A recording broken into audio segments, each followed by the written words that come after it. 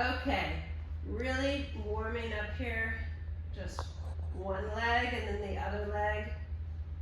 Be very, very aware as you're unloading that your hips are maintaining their position. One of the reasons of doing this slowly and with your hands on your hips is so you're really building in the awareness of what's happening through the pelvis as the leg is moving. Then, bring both legs up, and very small movement with both legs at the same time, bringing the knees closer and further away. This might even feel a little bit easier, moving both legs at the same time. And now, I'm going to take the hands away from us, right out in front. I'm going to let the legs pause.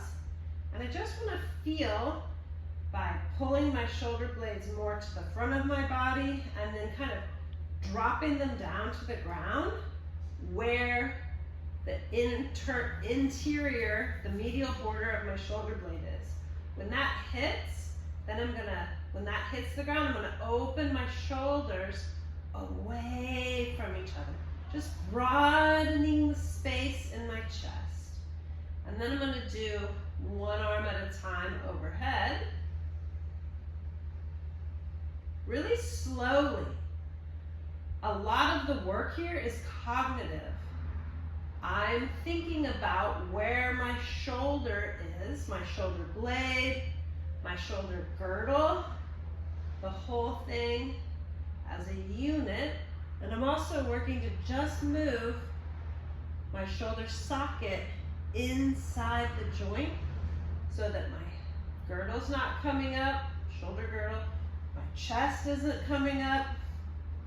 Then when that feels nice and lubricated, I'm just going to add an opposite leg to the movement. If this looks simple, think about it more. It is simple movement, and it's really good work for the brain-body connection. Make sure you're not getting smaller as you're moving, you're getting taller, even if it's just in your imagination. From here, move right into secondary developmental position, up to elbow, and if you want, come all the way up to the hand, this to here, and here is a great start for shoulder, hip, spine, warming up, moving, resisting, gravity to the side, resisting gravity's pull to the side, especially through this side position. Resist the urge to pull yourself up with your chin and your chest. If you need more momentum, that's fine. Just know that you're working to move more and more slowly through this position to strengthen the shoulder. From there, come onto your belly, one knee to the side. When the knee comes to the side, work to maintain the level of the hips.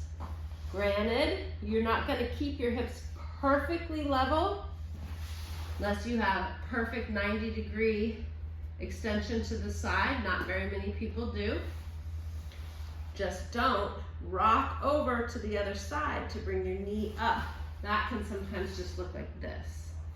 Your hip hikes, it moves away from the ground. So get that knee far away, forehead on the ground. If you want to stack your hands as you relax here and breathe, you can. The idea is to be as relaxed as possible, feeling the inhale pushes all of the organs, fascia, muscles out, down, and away, expanding into the hip, creating more distance and loading through the knee. It's an active relaxation. Both sides, they'll feel different. The sides will feel different.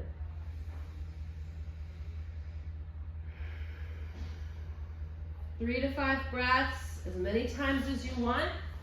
Then moving into a modified, we were in this position when we rolled through.